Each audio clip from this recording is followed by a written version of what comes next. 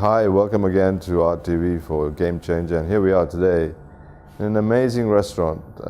I have very little to say about it because I need the man himself to talk about it and tell us about his history and how it became a reality for him. We're in this wonderful premises here at the Shangri-La Hotel in Colombo, overlooking the ocean, and a man who's perhaps a self-made master chef. That's what I'm going to say. Darshan Munidasa, thank you very much for taking time to Thank you for having me. I did say master chef self-made because I read very early on that you were never educated in the process. Never went to culinary school, never worked under a chef, never worked in a restaurant. But I keep on saying that I started on the other side of the equation, which is eating. And as we all do. Trying to figure out how it's made, what went into it, and then try to replicate it at home or in my college days in the US. Well, that was out of need. I saw that you had said that your food at the university was bad, a little bit suspect. So yeah, it was something. It was not just missing curry or something like that. It was actually trying to eat something good. I started to cook for myself. Eventually, in about a week, I had a menu so that I knew exactly what to buy once a week. I had a to-do list so that I could thaw the right meat for the right meal, 24 hours of whatever time it required. So that's pretty sharp though. I mean, not all of us had a menu lined up and a plan. Well, everyone thinks it's something fancy to have a menu lined up in college. It's actually the most practical thing you can do. Because you got a budget as well. Yes. So budget, things to buy, things to do. You can economize. True, because you have to live as much as you can in the best way you possibly can. So yeah, it was a fun way of. It was a good way of eating, and you planned your time. Okay. You didn't waste time. 1 hour on a meal. It was like make say a batch of 5 pounds of chicken curry today, and that lasted 1 week also. You had it boxed up and ready and available when you need to. Yeah. So out of need to feed yourself essentially, and then of course you must have discovered that you actually had a skill for cooking itself. Very later, much later. Okay.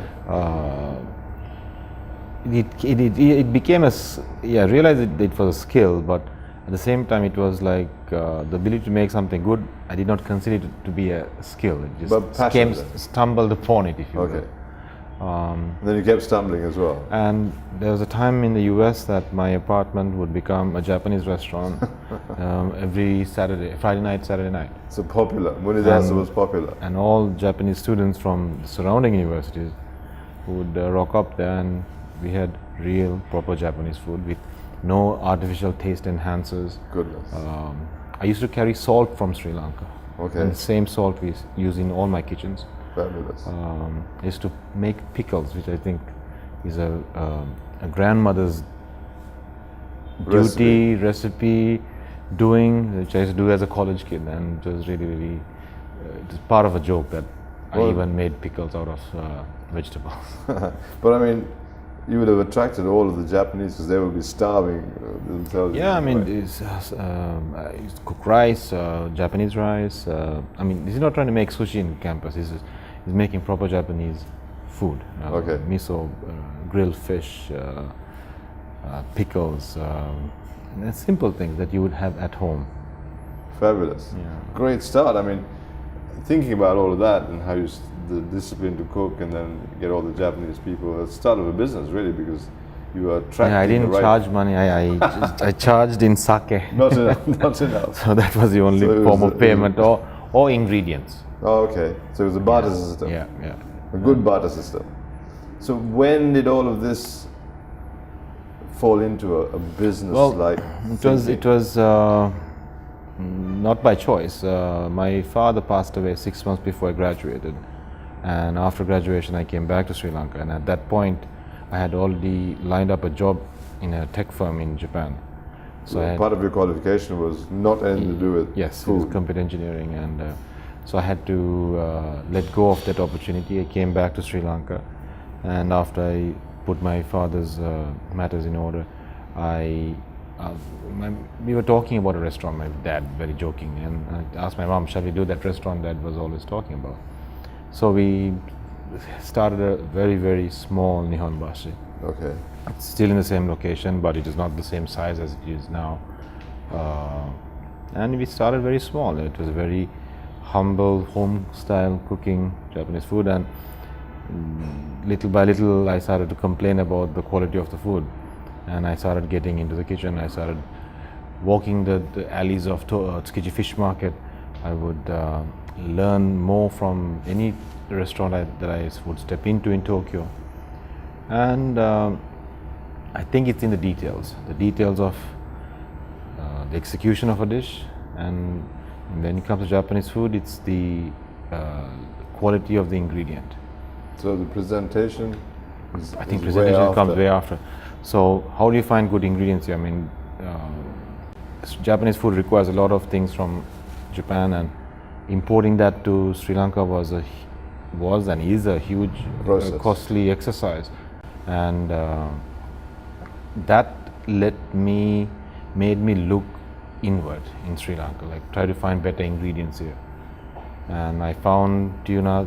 They were just allowing Taiwanese longliners to come and fish tuna here. We would buy tuna from them. It was illegal then for us to purchase tuna from them. It's illegal for them to sell it to the local market. At the time? The argument was that you're depriving Sri Lanka of foreign currency. So it's petty rules and regulations of government also that does not understand the value addition of what we do. Even today, the crab we buy is subject to VAT, but if you export it to Singapore, it's not. But no one understands that the value addition we do in Sri Lanka. That's quite a lot. Yeah, and all that money is coming from overseas markets. So you're generating money. We do, and so I think things have changed now. I think the best thing Sri Lanka can do is to keep all the crab here. We'll probably generate more foreign currency than just sending the raw material. Because for years we just kept sending it all the way. And yeah, so things like that made me look inward to Sri Lanka. Found tuna, found crab, found live cuttlefish that you could buy in Nihonbashi fish market, which I still do today. And these are not kept in tanks, and they're just being shipped and brought to the shore, and yeah, it's still alive. Straight off the ocean, actually, it's still alive as well. And if you look at countries like, say, or cities like Singapore and Dubai, they don't have that access. No. And today, little by little, chefs are realizing that the biggest asset you have is the access to ingredients. Fresh ingredients. Yes. Access to fresh and good ingredients. Brilliant stuff. We were talking about the salt. Tell me about the salt. Salt. So Sri Lanka used to use salt made out of drying seawater in lochs, and there's one company that long time ago that would take the salt, what's formed naturally in the sun, then they would wash it, break it, and then put it back in fresh water and use firewood to evaporate again. And the second crystallization process eventually gives a fine powder. Okay. And the minerality of it is quite high, and it's eventually a very sweet salt. So Japan's best salt comes from Okinawa, and about 100 grams, about $20 sometimes. Okay. And that salt, what we use, is equivalent in quality to that.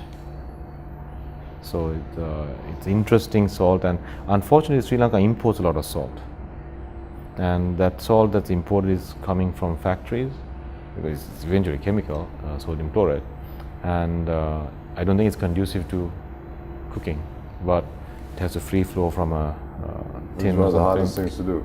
Yeah. Is to get the free flow going, because it. But we make, so in this kitchen we actually take that not rock salt, sea salt, we wash it and we rebake it.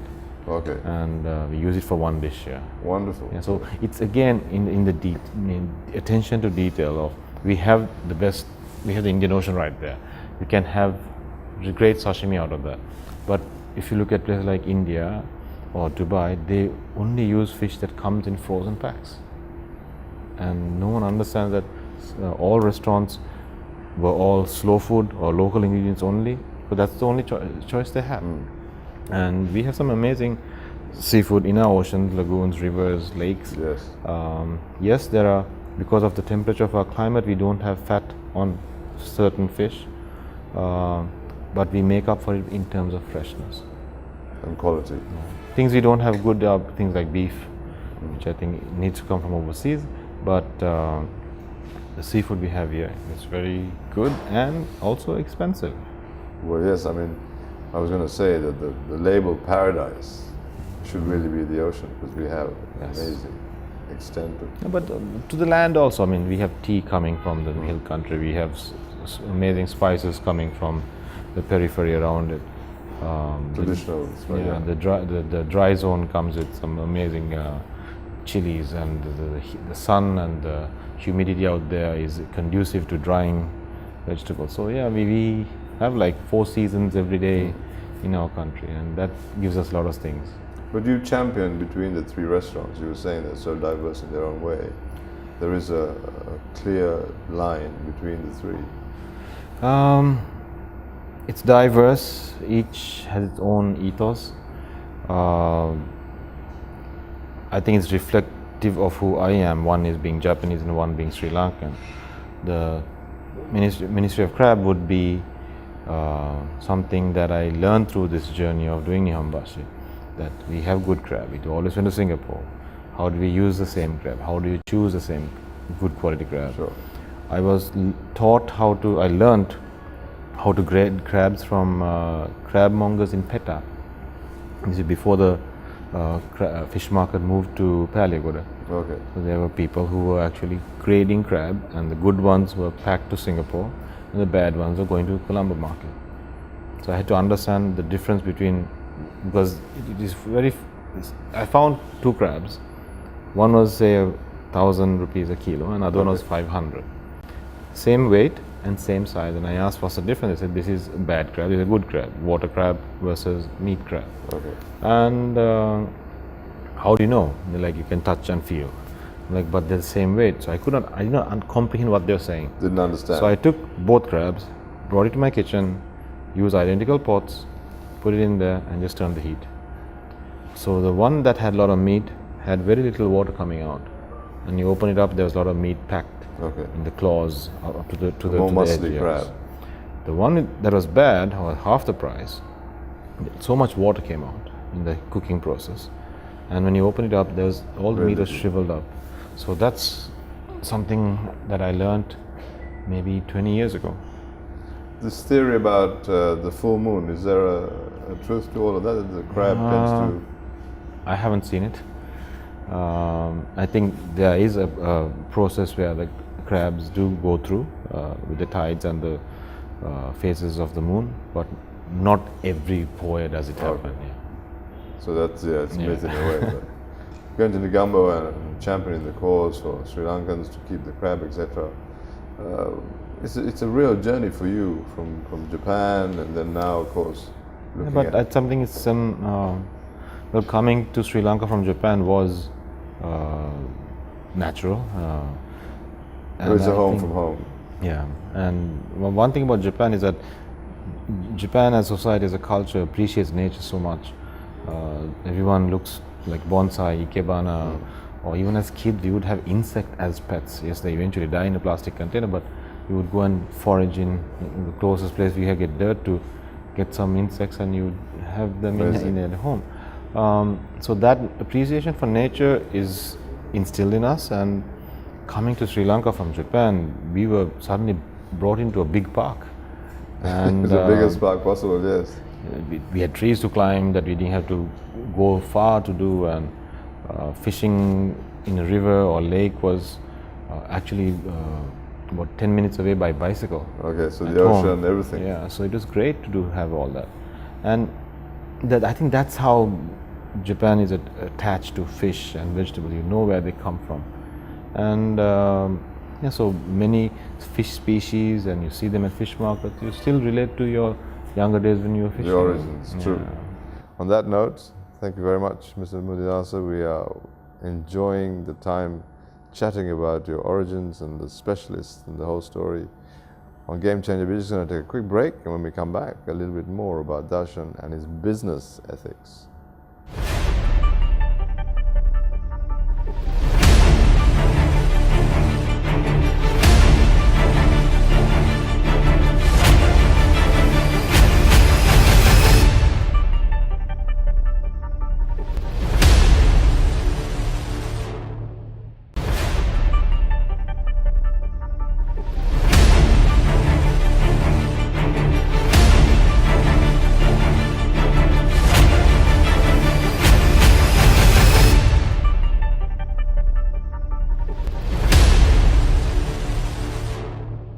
Welcome back to Game Changer on RTV, and we're talking with Mr. Darshan Munidasa, Master Chef, self-made pretty much, at this wonderful KaemaSutra here at the Shangri-La Hotel. Darshan, we were talking earlier about Japan and your origins and all that, and then of course your journey and coming from Japan, growing up partly in Sri Lanka, and all of that combining to make you perhaps one of the most successful restaurateurs in Sri Lanka currently. How did all that fall into place? I mean, did you have any ambitions when you finished college that you were going to be a restaurateur? You just want to cook? Not at all. Like I told you earlier, I had a job lined up in Tokyo. I gave that up, started a restaurant here, wanted to go back, get into the kitchen to increase the quality of our food, try to figure out how to get better ingredients, all that happened. But it was 1995. I mean, we had a war going on here. Tourism was not at its levels they are today. It was a struggle. Difficult times, yeah. I would think. But at the same time, Japan had a lot of investments coming into Sri Lanka, so there were a lot of Japanese here. We technically catered to a need of theirs. It was a niche, though. Yes, and trying to improve. I mean, Toyota Motor Corporation, I believe, has a motto called continuous improvements, and that's what we did. We just continued to improve on what we had, and I still do that. I don't give up. I think that's on the other hand, many Sri Lankan chefs, they stop improving, they stop learning, they stop doing better things and finding new ingredients. Stop being creative. Yeah, but it's not only about being creative, it's about finding a new ingredient, finding a better ingredient is not necessarily being creative. Okay. But looking for the access of it. I mean, I think every part of Sri Lanka has a different set of rules on procurement. So if you're a hotel in Hambantota, even if versus Colombo, you have a different set of rules on procuring ingredients. Different way of surviving. For instance, Ministry of Crab, when you open, my accountant was like, how much credit period do we have with our crab supplier? I said 0. Try to pay as soon as we get. And now can't reason with a fellow in Nihonbashi on the beach. This is not Nihonbashi. This is the biggest exporter of Sri Lanka, and we actually now pay in advance. So it's a cash game. Okay. And crabs come from all 4 coasts of our country. It's a pretty serious game, though. It's a cash game. Yeah. And last year the business is very linked. Last year we purchased $2 million worth of crab. Goodness. So that's about almost $1 million a day. That's a staggering statement to make. So we need to empower our suppliers. So you might be the most prolific crab. We are. There's no 2 words about it. The crab we buy is the best quality, and we go through about 100 kilos to this time of the year 200 kilos a day. My goodness, that is. And having to get access to those crabs, we have one supplier. The logistics. We treat that supplier like a partner of the restaurant. I could imagine, yes. It's pretty sharp and very essential to the whole process. Yeah, we are totally dependent on the crab supply. And one supplier, ocean, one supplier, Ministry of Crab. Yeah. That's the pathway, straight away. So the crab I get in the ministry is very clear, defined. Actually, there's a grading process. Okay. So it gets caught in all the waters of our country, it goes to collection centers. Sea crab and lagoon crab? No, only lagoon crab. We don't use sea crab. Okay. Then from collection centers, they are collected, brought to Kotnayaka, graded, and still the bad ones go to the local market, and we get the good ones that are equivalent in claw sizes to a minimum size of 500 grams, and then it comes to us. So we are fresher in ingredient versus Singapore. Singapore is eventually cooking Sri Lankan crab that is probably 2 days beyond beyond us. Brilliant. Japan? Japan it doesn't go. I think our biggest market is Singapore. Okay. And little by little it's going to Shanghai also, but we try to, I mean, the whole Ministry of Crab idea came after my TV show, and one episode was dedicated to Sri Lankan crab, and we shot the first half in Sri Lanka and the second half in Singapore, and one of my friends saw the show and he's like, why aren't you doing a TV show, a restaurant, a crab restaurant? And that's how the whole idea started. Thought. Yeah. I was just going to ask about that. The thought for a dedicated crab restaurant came from that. But there was no thinking behind it. It was just yeah, I mean, there's no market study done, there's no survey done, nothing. And I think if you do, I don't believe in surveys. I don't believe in market analysis and how a restaurant's going to work. You create something that no one knows and no one has. Might work, might not work, but that's your call. That's your risk. Yeah. Is Darshan Munidasa a modern Sri Lankan, or are you? I hope I am. Yeah, I would like to say that I'm modern in my thinking. Sri Lanka had a dark side, I think, in the past, and you see older generations a little bit racist. And some, not all, but in terms when it comes to their kids falling in love with someone from another ethnic group. There's always a hesitation. There's hesitation. For me, a mention of an ethnic group is subconsciously or being conscious about race. Yeah, the reservation doesn't need to exist really. And yeah, it shouldn't. And yeah, so I think seeing that in the past, I would say that that's one thing I despise, and try to practice totally something different, of being very Sri Lankan and not claiming to be just one race of Sri Lanka.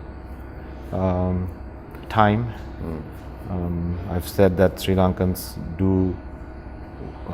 can only keep to time if there is an auspicious time made known to them. So, we are bound by superstitions. I shout in my kitchen, are you waiting for Nakata to just do something? So yeah, time is very important. Yeah, and the ability to multitask. I think it's very un-Sri Lankan to multitask. Even today, the simple thing as email, everyone still has to go back to work to reply an email. Or despite the smartphone, despite everything else. Yes. And yeah, I think you need to keep on innovating yourself, use the tools that at your disposal to the best of your ability and what is expected nowadays. Example, I bought 6 iPhone 7 Pluses once to give it to my key staff. Okay. Because I was sick and tired of hearing the phone got stuck. Doesn't work. And I did not want them to have an inferior phone to mine to make that excuse. So when I gave it to them, I said, now you have the same phone as I do, you have no excuses. Everything is on level. So we are on par. And I think it worked.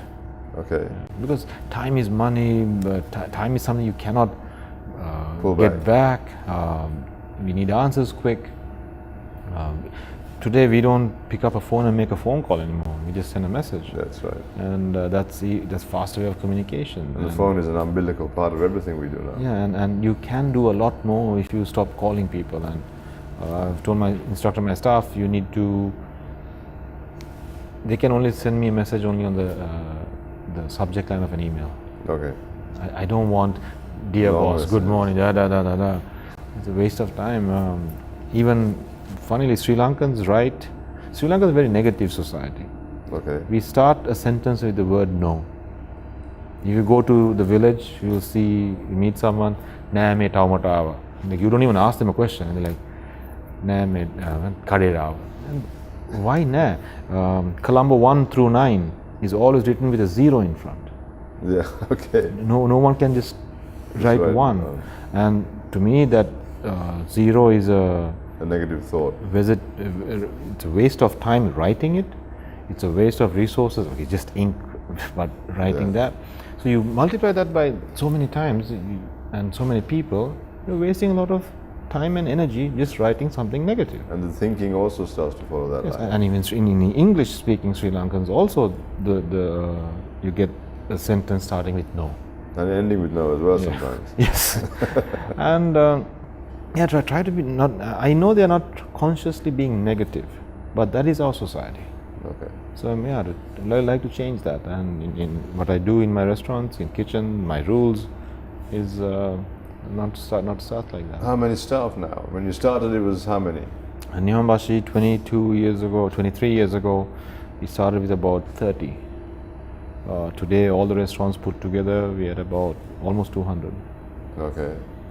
And how hard a taskmaster is Darshan Munidasa?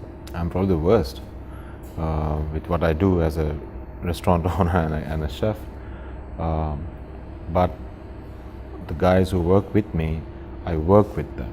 Like, still I'm teaching how to dismantle a crab. Okay.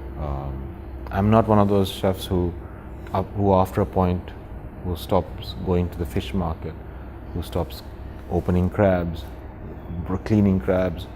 Every time we go on a pop-up, I mean, that's the most important thing, identifying the crab. And I still do that. And I think I lead by example, I lead by working with them. Okay. And but I know that I've earned their respect. At the same time, like what we pay at Ministry of Crab in terms of service charge is the highest in the industry. And not a single hotel comes even close to us. Wonderful. By 50%. Fabulous. And so there's a lot of pride in everyone who works there.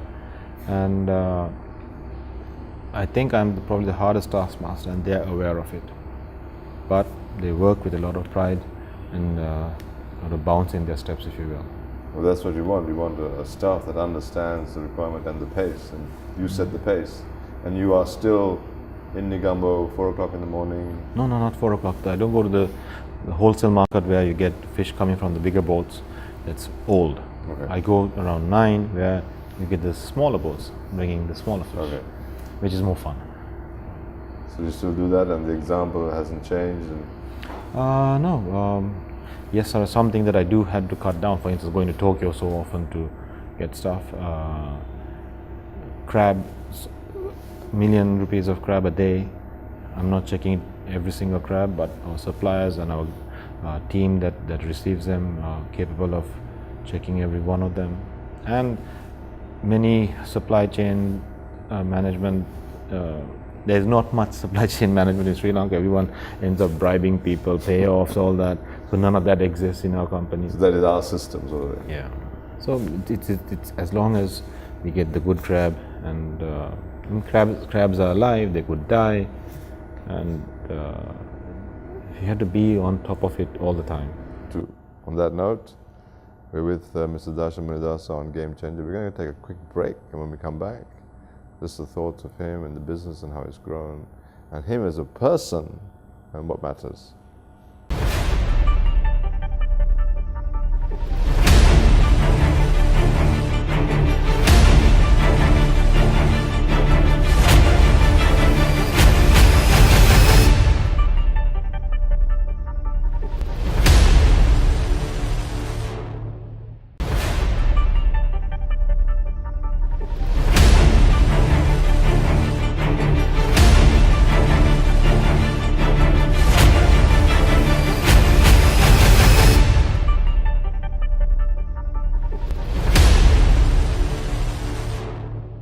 Welcome back to Game Changer on RTV, and we are sat with Darshan Munidasa, delightfully talking about his journey and passage through from Nihonbashi through to KaemaSutra Crab and then to KaemaSutra.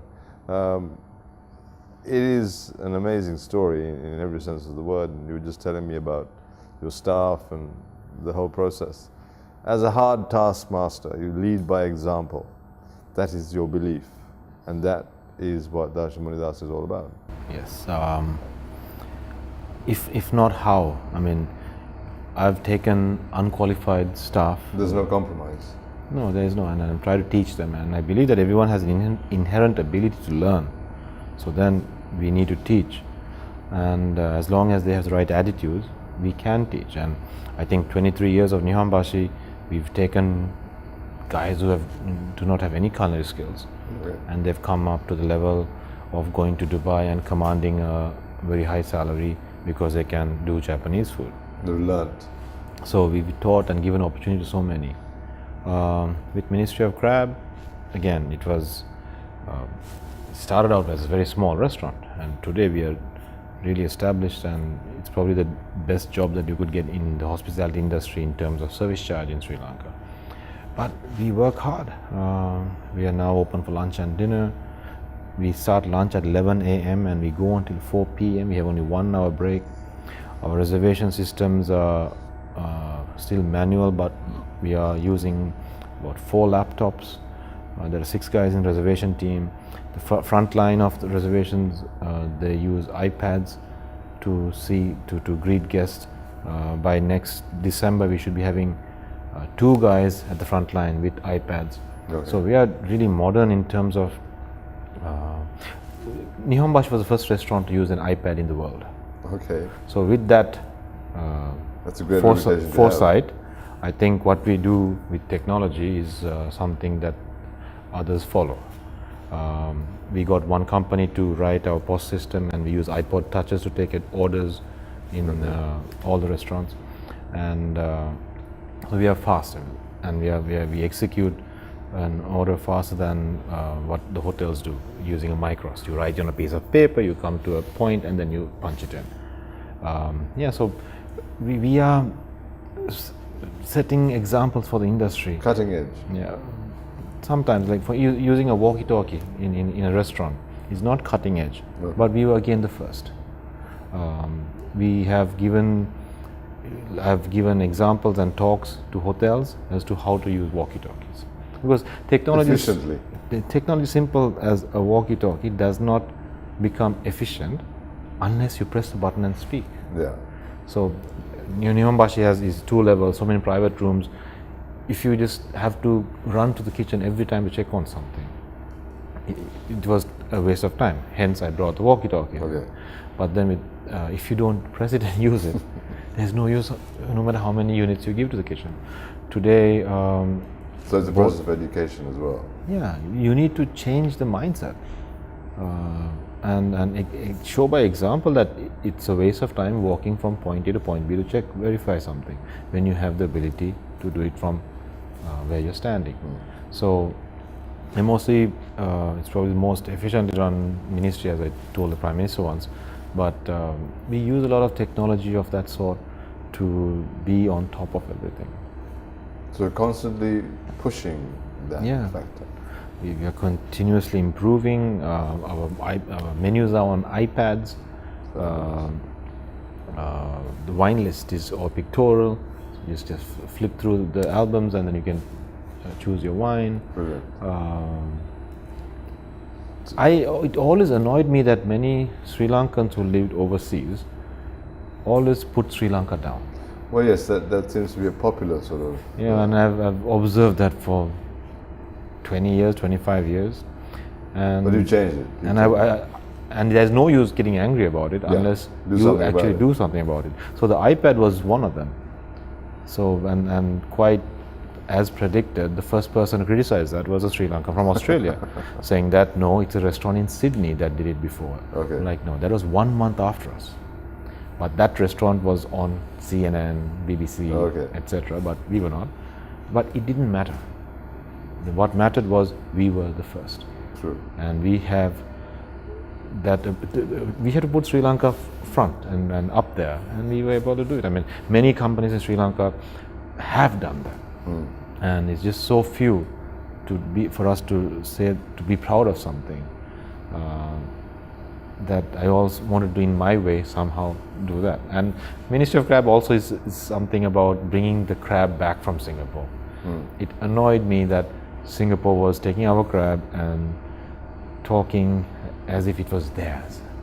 That ownership is important. Yeah, we had to bring the ownership to Sri Lanka or reconnect Sri Lanka, and you needed an institution, and that's how the name Ministry of Crab came about. And then you needed a ministerial building, and I was lucky to get into the Dutch hospital. But it's pride. True. Why should always we be playing second fiddle to Anybody really. anyone? True. Yeah. But Ministry of Crab in one way has been an inspiration, and then of course your partners are world famous and World Cup cricketers, and an amazing story in itself that you have Mr. Kumar Sangakkara and Mr. Malaja Wardana as partners, and with you, specialist, it sort of came together. How is that working? Great. Kumar and Mahala were regulars at Nihonbashi, and when this idea of a crab restaurant came, there was one more person involved, and he pulled out, and then who was a mutual friend of Kumar, Mahala and myself. And then since they were privy to the whole conversation and a few of the testing dishes, when Andy pulled out, I asked Kumar and Mahala, would you like to be a part of this? And they joined in. It was a very, very small restaurant. The budgets I had for the entire restaurant was 16 million rupees. And I built and opened Ministry of Crab under that. And so the 60 million included working capital also. And it was only open for dinner, and we slowly got busy. The first week was horrendous, so many problems, but we were forced to open on a certain day. Okay. And you still went back to that? Yeah. And but yeah, I think any hotel, any restaurant, opening week is going to be a nightmare. And we stabilized fast. We started building a reputation overseas. I think our pop-ups of going and cooking overseas really helped, and we still do that, knowing that it's going to help us. And Kumar and Mahala let me do what I do, and we've had phenomenal growth rates. From year one to now, we've increased by about 500%. Unbelievable. So yeah, and luckily we become a must-visit restaurant for Sri Lanka. Absolutely. And now my concentration is not trying to do anything new, but just to ensure we don't make any mistakes. So the quality stays strong. So that we just do what we do, and we have enough staff to make sure we have backups, we have supervision, we have redundancies, just to ensure we don't make a mistake. It's a hard drive though. Yeah, every day this time of the year we are dealing with about almost 350 people as reserve guests. So if we make one double booking, we are screwed. We can't. So you can't step back. All the systems that we have created, Excel sheets for reservations, time slots, are so intact that we don't make a mistake. Imagine if you make a 10 packs double booking. Can't afford to make a mistake. So concentrating on not making mistakes. All of these things, and the drive and the restaurants and the concepts and the partnerships, all of that, quiet time. Where do you go for quiet time? Is there a quiet time in the Munidasa psyche, or is there?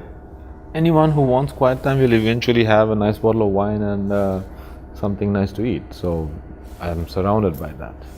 But having said that, yeah, I've given up on golf. Haven't been able to do that. It's too busy with the process. Quiet time is probably inside an aircraft. Okay. Only time my staff cannot bug me with emails or hassle me. Only time you watch a movie is on an aircraft, and yeah, that's about the quietest time we have. But I think being at home. When I was in college, also I believe that doing nothing in the place that you are the busiest is like the best way of getting away from it. Yes. Because sometimes getting away is also a process. It's a process. It's the best endorphin possible. So trying to relax at home would be in your own space. Yeah. And of course, but the restaurants are also your own space. Like you said, there is so much of you in there. It is, but for instance, I believe as a restaurateur, I should not be seated and I should not be having a meal in my own restaurant. So even if I do, it's in the back or standing. When I entertain guests, I hardly eat. Okay. because they are my guests and I want them To be entertained. entertained, and I should be able to get away from the table if I have to go into the kitchen or to greet another guest. So I believe that I should not be eating in my restaurant.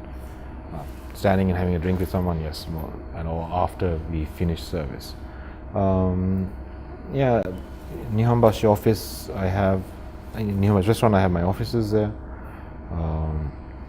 I'm trying to convert my office into a kitchen, Okay. so that I can actually cook and do stuff. And research. Yeah, which I always wanted, but I still haven't had it. But Nihonbashi kitchen is big enough. We have the biggest array of ingredients of all the restaurants that I have, and we still research there. And I think Nihonbashi team has access or knowledge of mostly all the dishes that we do, and it's a fun way of discovering. I think I'm lucky that I have such a big office in one of the restaurants, and to be able to have access to that kind of kitchen and staff. And all these restaurants were born inside Nihonbashi. Unbelievable. Ministry of Crab, before the kitchen was built, we were training the MOC staff at Nihonbashi. Same with KaemaSutra. So yeah, it's been a evolution, like I told you. Okay, so it's evolved from beautifully in terms one of... restaurant to 3. So that is home in that sense. So Nihonbashi and all the premises there is... Yes. That has been the seed. From that small seed has grown all of this. The next step. Next step, right now we just signed up No with television in there, no plenty more No. pop-ups, of course. pop-ups for 2018. We probably have about 20. Starting with next week in Amanwalde. That's a far cry from the original one you used to have. Yeah. And then week after that in Delhi. And Chinese New Year we are in Maldives. Then we are doing another one in Tangol. And we have Macau and Hong Kong end of March. London, April, mid-May, Sydney, end May, Shanghai. Goodness.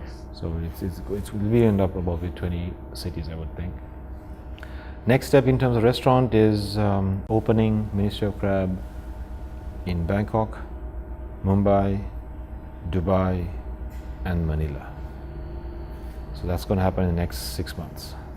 Bangkok, Dubai, Manila, Mumbai. We might never see you in getting users and sit down. With Mumbai, we signed up with a company that want to set up many brands, and with me, they realize that they can have 3. So after we open one, I'm quite sure we'll sign up with Nihonbashi and even take KaemaSutra there. Goodness. So Well, that would fit quite well with Jackie and... yes, and being in Bollywood and Mumbai, yes. Brilliant. I mean, it's been a journey and a half for us as well on Art TV to talk with you and Thank you. to spend the time. It's an amazing story in every sense of the word, and it also shows what is possible. And as Sri Lankans, to be able to take the world into your own palm and sort it out, it's not impossible. Yeah, it is possible, and I also was not a believer until so many things happened in our favor, and we were able to grow. Brilliant. We were able to grow vertically and horizontally. So, thank So you. that's it.